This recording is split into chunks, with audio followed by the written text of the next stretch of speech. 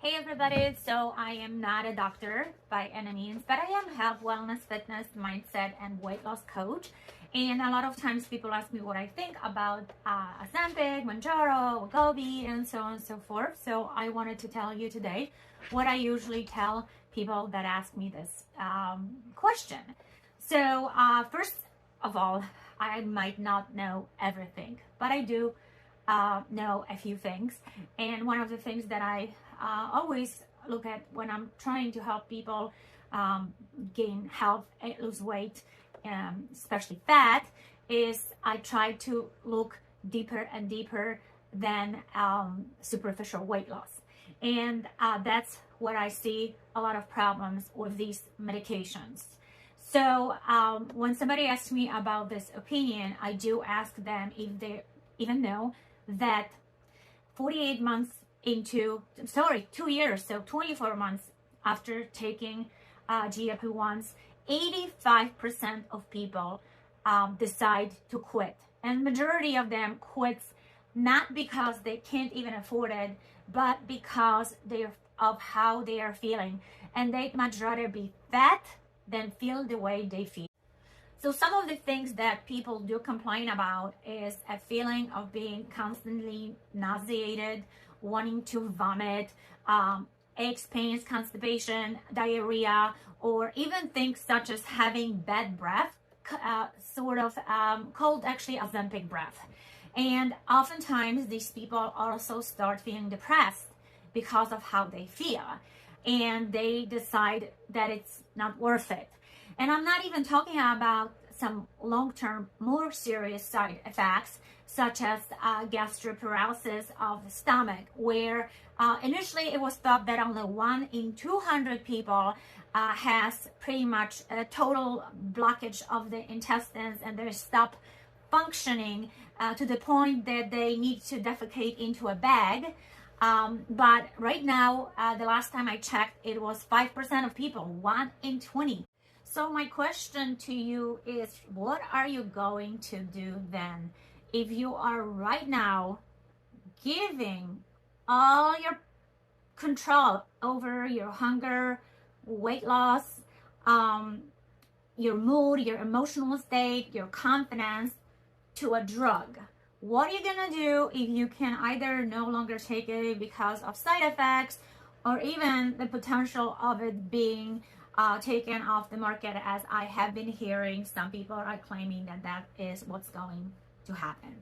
So instead, I'm not sure if you know that there are ways to achieve the same results as with Ozempic, Mounjaro, Wegovy, by addressing your lifestyle. And things like this will not happen overnight. Changes will not happen like with Ozempic, but you are not going to be giving your body supernatural levels of a hormone that you can naturally produce in your body, GLP-1, by, for example, eating slower and not gulping your food down, or by enriching your diet with more fiber, because fiber is a natural GLP-1. It slows down the digestion. You can also help yourself by trying to support yourself with supplements that are out there that can help you stimulate the production of GLP-1. As far as insulin goes, you can work on lowering your insulin with other lifestyle intervention. And when I work with people and when I tell them to stop dieting and start undieting, this is exactly what I do with people. Instead of cutting calories and lowering the amount of food they eat, we are working towards improving their insulin sensitivity. So I am not sure if you noticed, but about 88% of people in the United States have something that's called insulin resistance. Insulin resistance is the culprit when it comes to not only to diabetes and weight issues, but also pretty much all of the other diseases, majority of them. So when you first address insulin and you're trying to improve your sensitivity, that's what I do with people, because by doing so, you are actually, instead of being hungry, you're getting less and less hungry.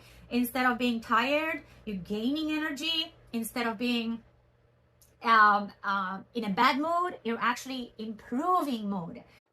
The thing is that all of these things and working on it will take time, and it's not going to happen as fast as with a GLP-1. However, think long term, 24 months from now, the people who are on Ozempic and the 85% of people who decide that they can't take it anymore, their body literally can't take anymore, what will happen to them? They're going to start binging, going back to their old habits, because during the time they were on Ozempic, they have not done anything to empower themselves into developing new habits. Most of them just rely on the medication. So when you take it away, you are going to lose complete control and all of your power.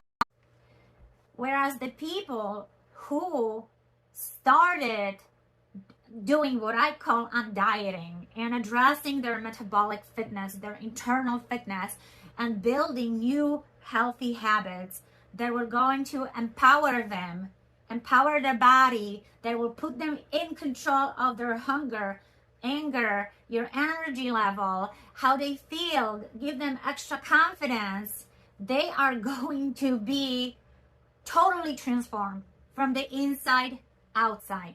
And I seriously feel so bad for those people who are going to be back to the square one, plus even worse off, because being on that medication, in case you didn't know, totally lowers your BMR, basal metabolic rate, which means that the amount of calories you burn while watching Netflix and doing nothing else. So if, without gaining weight, so if before you went on Ozempic, let's say you could have sit on your bum and consumed 2,000 calories without worrying about your gaining weight, after you get off Ozempic, it might be 1,500. Who knows? It might be 1,200. So when you start eating like you did before, and also after you had lost a substantial amount of muscle, because you see, you are not just losing fat when you are on, let's say, Mounjaro, but you are also losing muscle. And there are studies that actually say 40% of your weight comes off the muscle that you lose as they age. So again, I feel so bad for those people who are very short-sighted. And I am not saying that there's no place for GLP-1s, but when I hear women wanting to go on this medication because they've tried a bunch of crazy diets, and I understand that a lot of people will say that, oh my gosh, I have tried everything to lose weight and it doesn't work, which is why I wanted to try Ozempic. But the truth is, you probably have tried everything, such as cutting down calories, over-exercising, going on keto diet or fasting, which can be extremely difficult.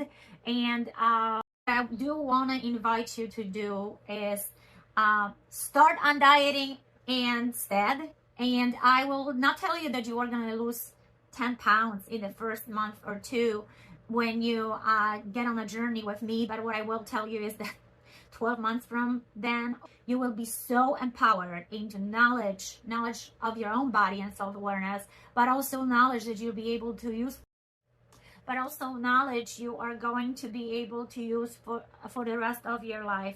Another thing that I also do in this program, I focus on emotional eating, because that's something that nobody ever addresses.